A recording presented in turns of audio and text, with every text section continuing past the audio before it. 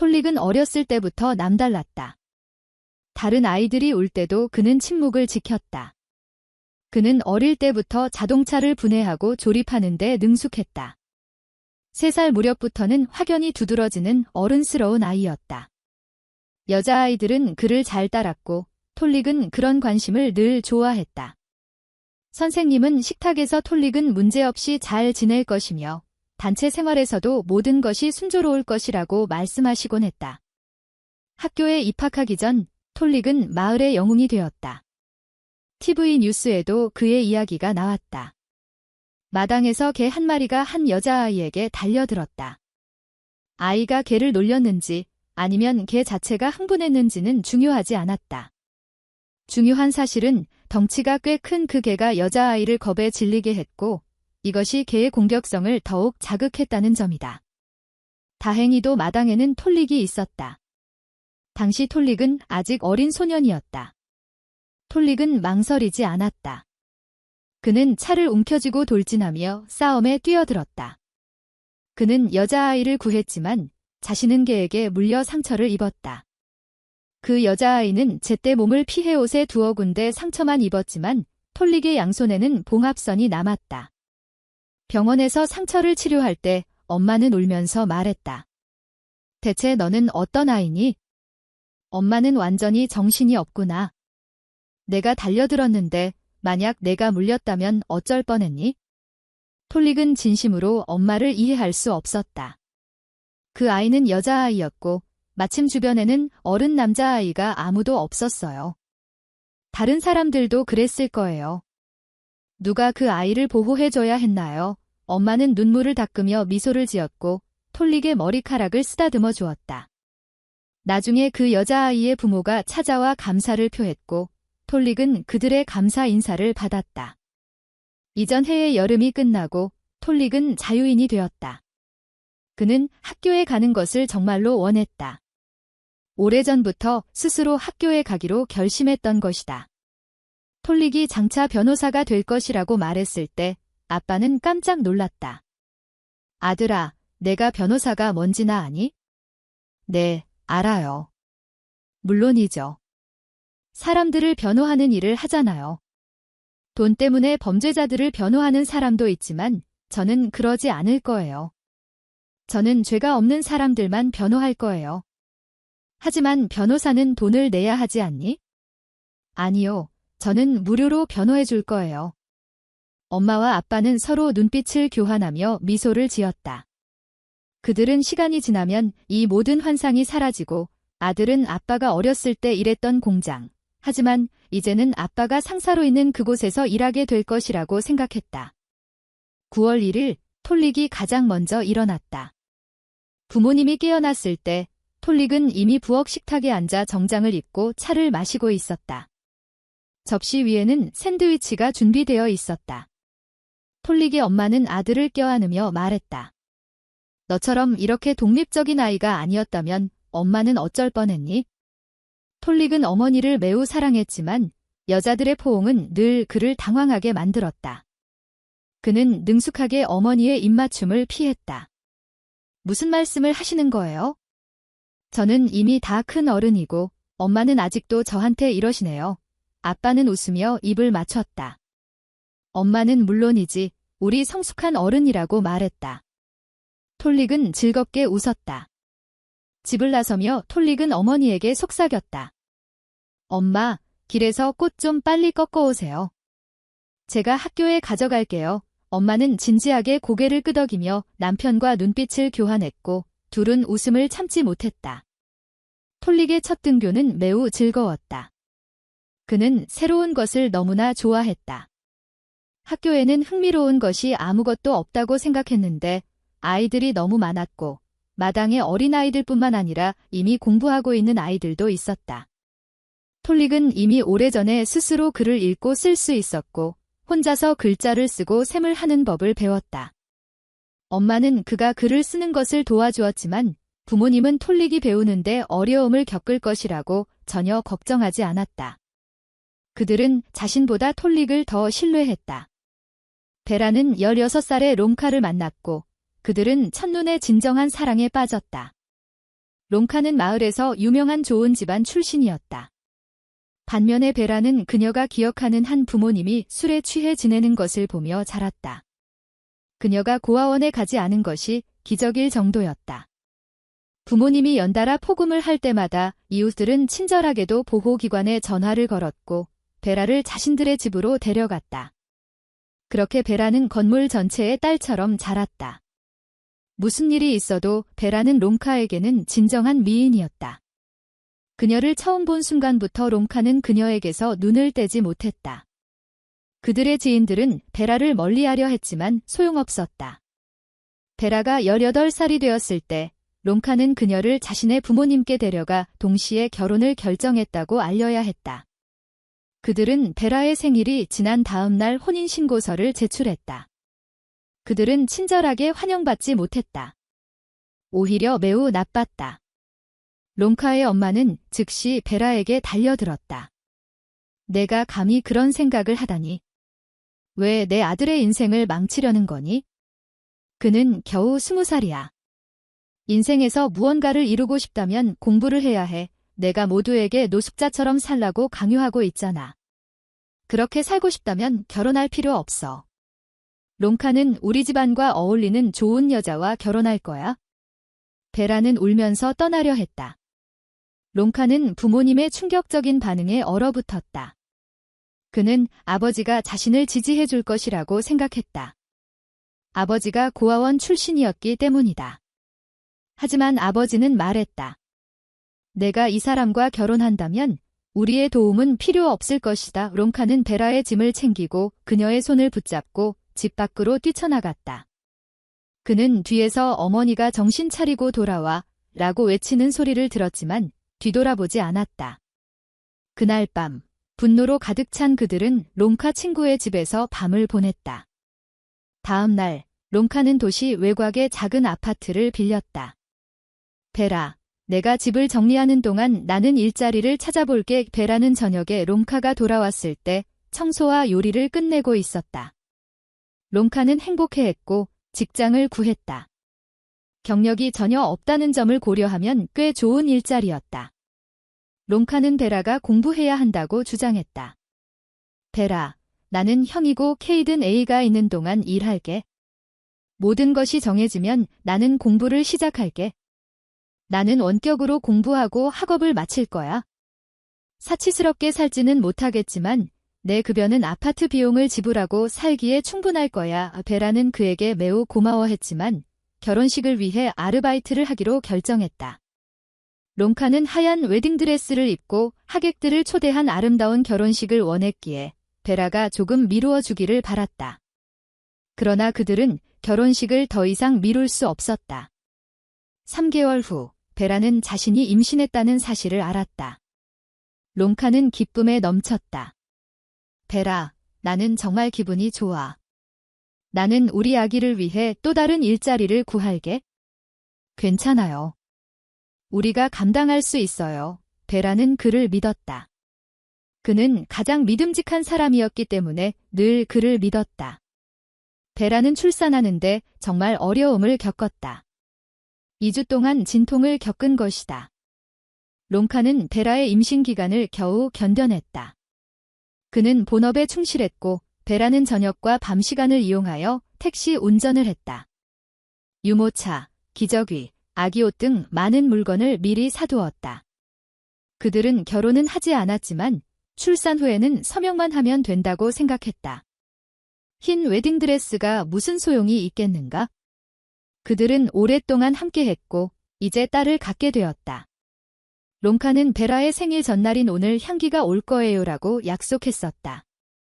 베라는 샐러드를 준비하고 와인 한 병을 꺼냈다. 밖은 이미 어두워지고 있었지만 롱카는 여전히 오지 않았다.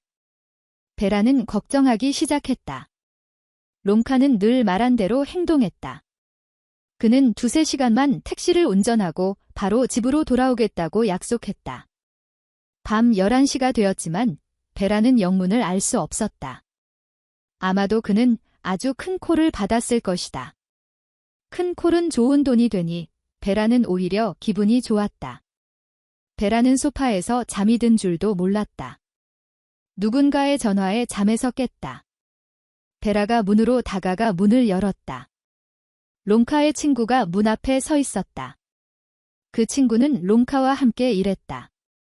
베라, 안 좋은 소식이야. 롱카가 교통사고를 당했어. 밤중에 그는 죽었어. 베라는 아랫배에 극심한 통증을 느꼈고 의식을 잃었다.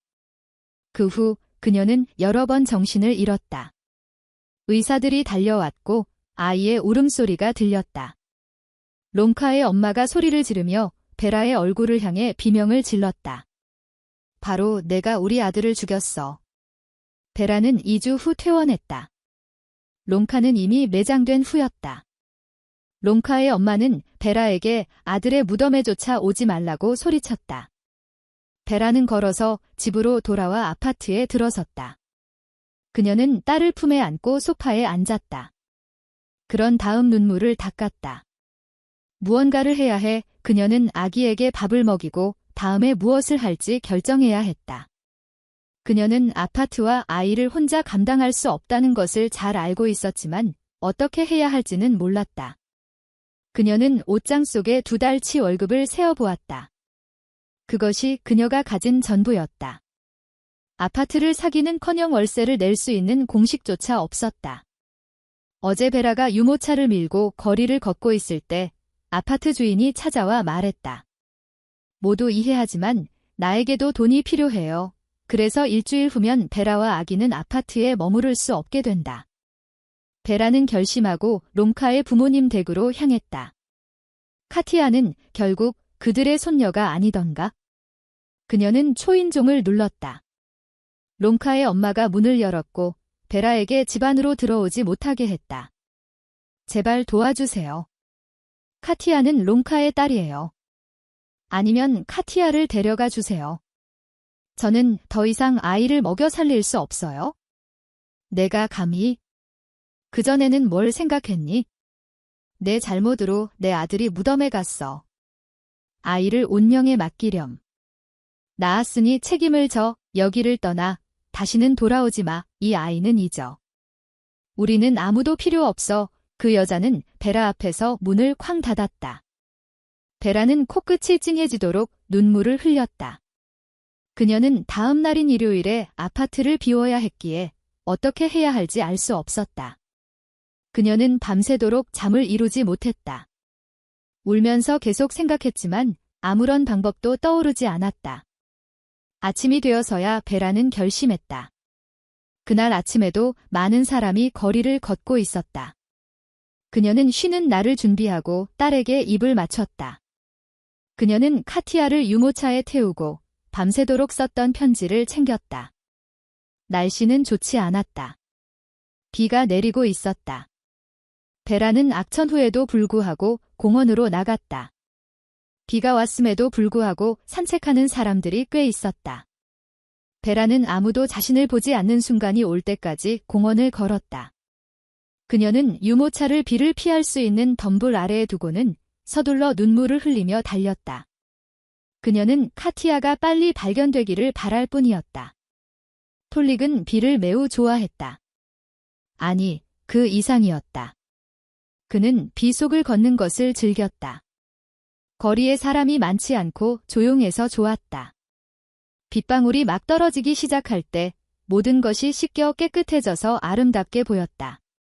부모님은 톨릭이 새 차와도 바꾸지 않을 것이라는 것을 알고 있었다. 독립적인 1학년인 톨릭은 늘 혼자 외출할 수 있었다.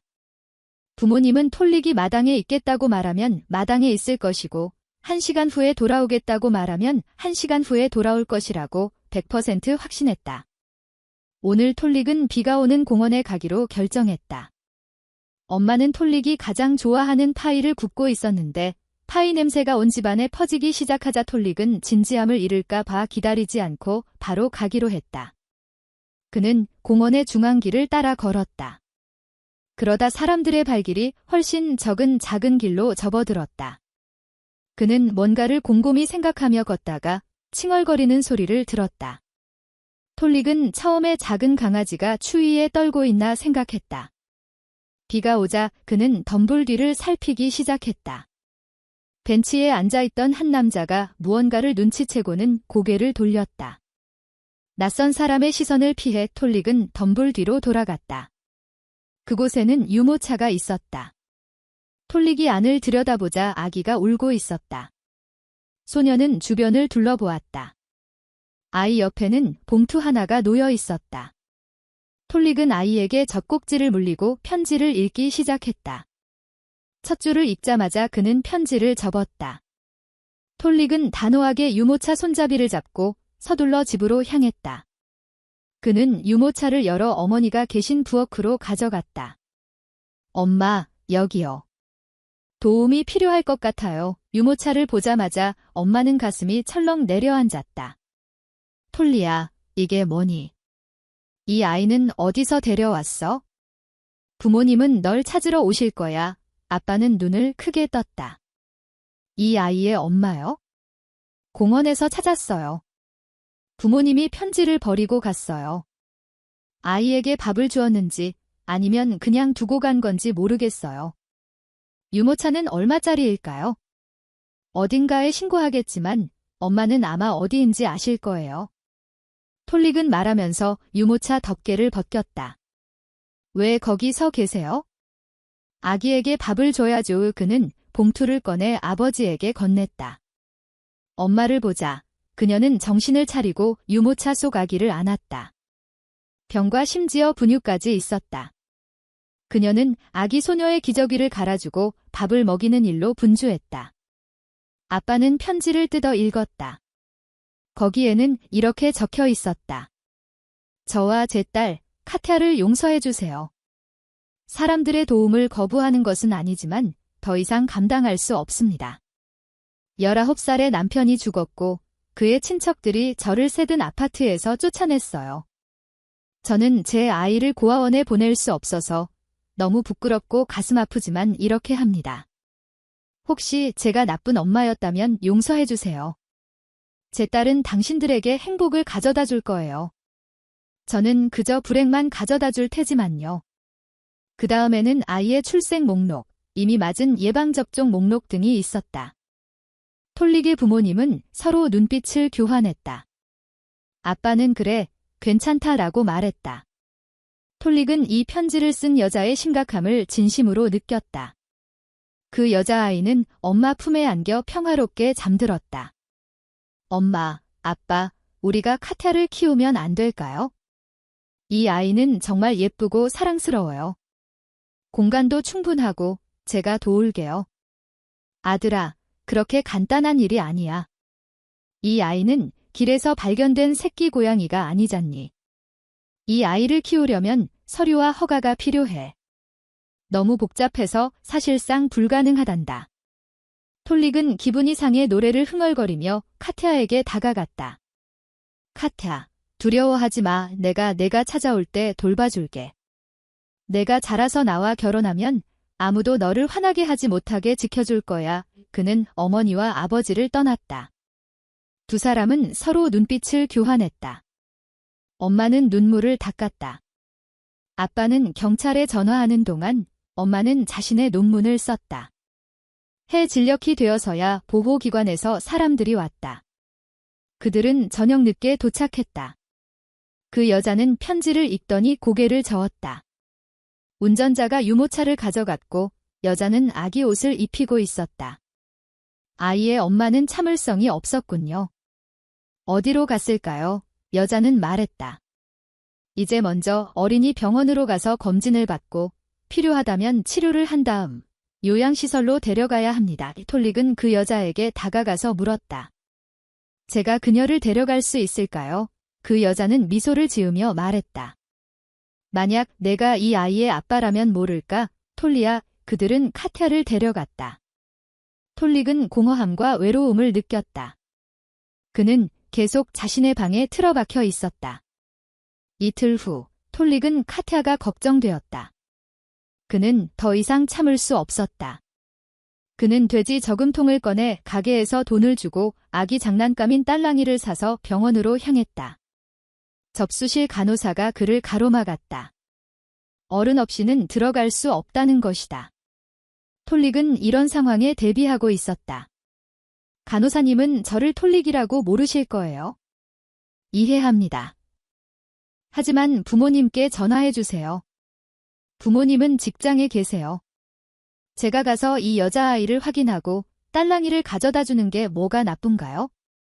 제가 이 아이를 발견했으니 이 아이는 거의 제 것이나 다름없어요. 언니, 시간 없으세요? 아이들이 많지 않나요? 저는 최대한 돕고 싶어요.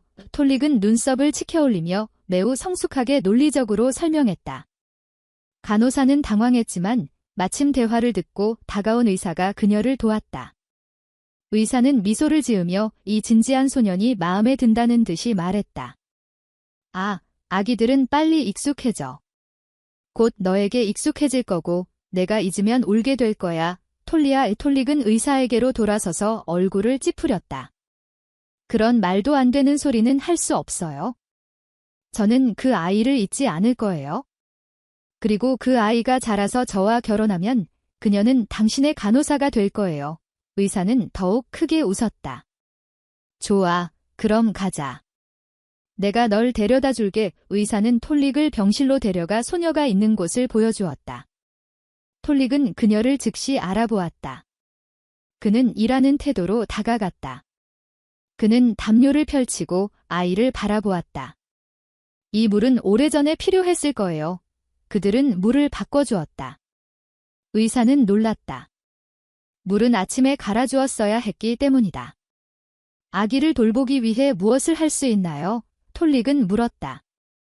아직은 아니지만 오늘 밤에 돌봄에 대해 많이 읽었고 확실히 배울 거예요. 톨릭은 카티아가 괜찮다는 확신을 얻고서야 의사들에게 작별 인사를 하고 집으로 돌아갈 준비를 했다. 의사는 웃으며 말했다. 자, 가자. 간호사들에게 내가 빠졌다고 말해줄게. 톨릭은 매일 병원에 왔다.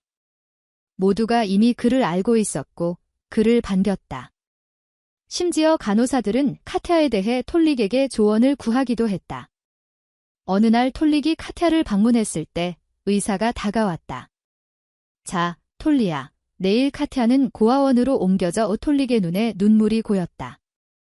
이것은 그가 더 이상 카티아를 자주 방문할 수 없다는 의미였다. 의사는 마을 반대편에 있는 고아원을 바라보았다. 내가 어떻게 거기를 갈 수 있겠니? 톨릭은 어색한 어린아이의 목소리로 주머니에서 종이 한 장을 꺼냈다. 거기에는 손글씨로 길, 내려야 할 버스 정류장, 심지어 대중교통 시간표까지 적혀 있었다. 의사는 네, 친구야, 너 정말 진지하구나. 모든 것을 잘 준비했네. 그럼 이렇게 하자. 내가 원장님께 말씀드리겠지만 너도 나에게 주말에만 방문하고 학교 수업이 있을 때는 오지 않겠다고 약속해줄래? 톨릭은 당연히 매일 방문하고 싶었지만 최소한 이것만이라도 동의했다. 그는 의사에게 손을 내밀며 약속해요 라고 말했다. 의사는 다시 미소를 지으며 톨릭과 악수했다. 톨릭은 그에게 행운을 빌어주었다. 그는 카티아의 옆에 머물며 그녀에게 말을 걸었고 카티아는 옹알이로 대답했다. 간호사들은 그들을 바라보며 눈물을 닦았다. 톨릭은 다른 아이들보다 고아원에서 더 힘든 시간을 보냈다. 아이들이 너무 많았고 모두가 그를 안아주고 싶어 했지만 톨릭은 피했다. 엄마와 아빠는 톨릭이 카티아를 문제없이 계속 방문한다는 것을 알았을 때 그의 용돈을 늘려주었다.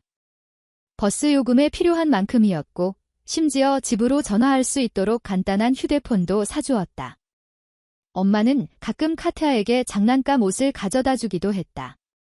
톨릭은 카티아가 입양될까 봐 두려웠고 결국 그 일이 일어났다. 어느 날 톨릭이 찾아왔지만 카티아는 없었다. 무슨 일이 일어났는지 서둘러 알아보자. 그들은 소녀가 입양되었다고 대답했다. 그때 카티아는 5살이었고 톨릭은 12살이었다. 톨릭은 늘 내성적인 아이였지만 이 순간에는 참지 않고 울고 슬퍼했다. 그는 카티아가 웃으며 좋은 가족과 함께 지내는 것이 더 낫다는 것을 알고 있었지만 한 달 후 소식이 들려왔다. 고아원 원장이 톨릭의 부모님께 전화를 걸어 고아원으로 와달라고 요청했다. 톨릭의 엄마는 그 소녀가 입양된 줄로만 알고 있었기에 영문을 몰랐다. 그들이 도착했을 때 톨릭은 부모님을 따라 원장실로 갔다. 저는 당신과 이야기하고 싶었습니다. 당신의 아들은 카티아를 어떻게 생각하고 있나요? 그는 그녀를 돌봐야 할 사람이라고 스스로 생각하는 것 같아요. 물론이죠. 그가 그녀를 처음 찾은 순간부터 그랬습니다. 카티아를 보호해야 한다고 생각하죠. 문제는 이 소녀가 혼란스러워한다는 것입니다. 착하고 순종적이며 똑똑해서 많은 가족이 그녀를 입양하고 싶어 했어요. 우리는 그중 완벽한 가족에게 그녀를 보냈습니다. 그런데 한 달 만에 그들이 아이를 다시 데려왔어요. 아이는 잠도 자지 않고 먹지도 않고 울면서 고아원으로 돌아가고 싶다고 했어요. 톨릭에게 가겠다고 하면서 완전히 도망쳤죠. 어떤 설득도 장난감도 도움이 되지 않았습니다. 솔직히 말해서 저는 톨릭이 여기에 오는 것을 금지해야 할 것 같아요. 그렇지 않으면 우리는 카티아를 준비시킬 수 없을 거예요. 그녀는 톨릭을 잊어야 해요. 그래서 제가 당신께 전화해서 아드님과 이야기해 달라고 부탁드린 겁니다. 부모님은 서로를 바라보았다. 그들의 아들은 이 상황을 견디지 못할 것이다. 그는 자신이 카티아의 운명에 책임이 있다고 확신하고 있었다. 그때 카티아의 아빠가 입을 열었다. 들어보세요. 우리는 대저택도 없고 많은 급여를 받는 것도 아닙니다. 우리는 평범하지만 술꾼은 아닙니다. 평범한 사람들도 카티아를 입양할 수 있는지 생각해 주시면 안 될까요? 원장은 톨릭을 보면서 그가 얼마나 책임감이 강한 소년인지 알고 있었다.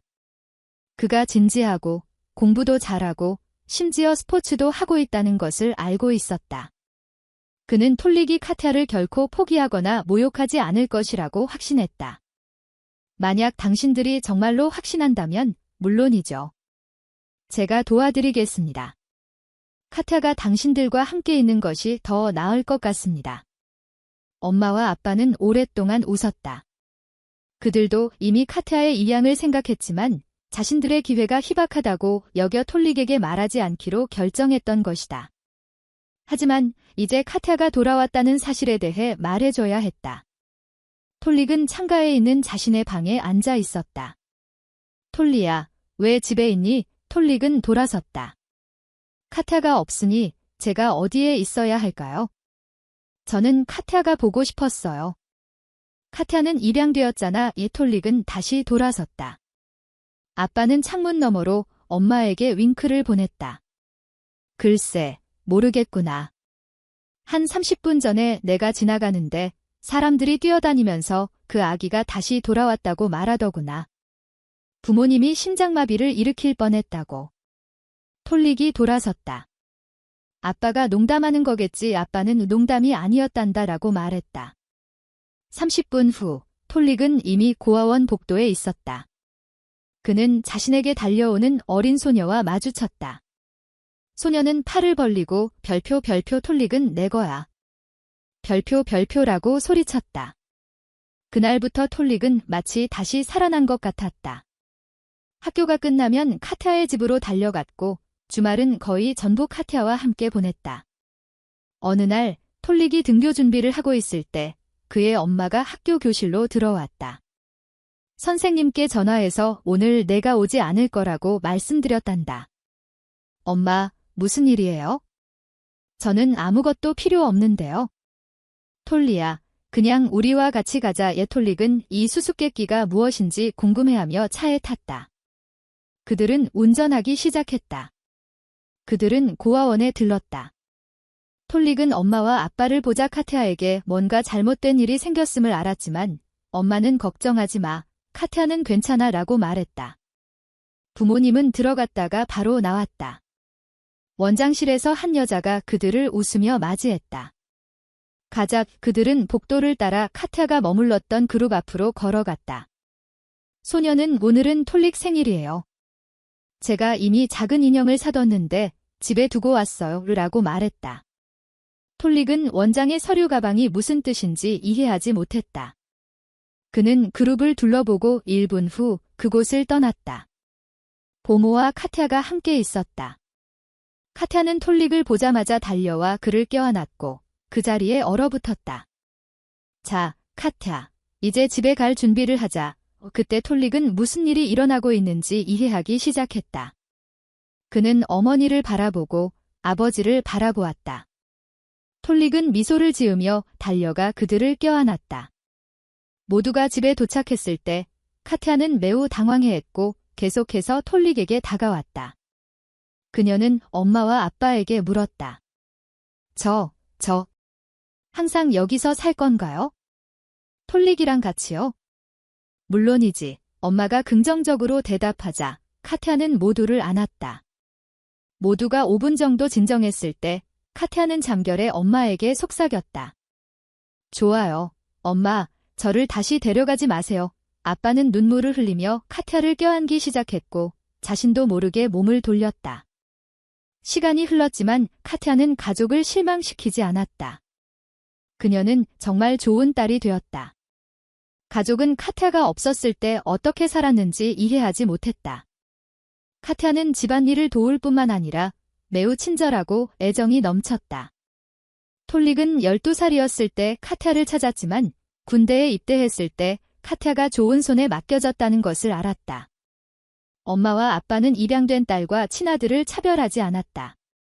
톨릭은 카트야에게 공부를 잘하라고 약속하게 했고 카트야는 울면서 약속했다. 톨릭은 제대하면 배를 타겠다고 약속했다. 군 복무를 마치고 돌아온 것은 좋았다. 몇 주 동안 함께 지낸 후 톨릭은 다시 돌아갔다.